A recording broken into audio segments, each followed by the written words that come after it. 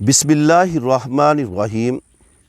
وضو شروع کرنے سے پہلے بسم اللہ الرحمن الرحیم پڑھنا ضروری ہے۔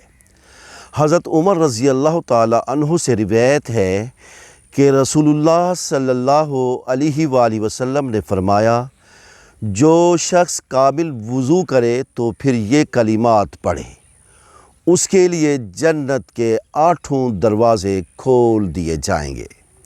اشہد ان لا الہ الا اللہ وحدہ لا شریک لہ واشہد ان محمدا عبدہ ورسولہ۔ میں گواہی دیتا ہوں کہ اللہ تعالیٰ کے سوا کوئی معبود نہیں، وہ اکیلا ہے، کوئی اس کا شریک نہیں، اور میں گواہی دیتا ہوں کہ محمد صلی اللہ علیہ وآلہ وسلم اس کے بندے اور اس کے رسول ہیں۔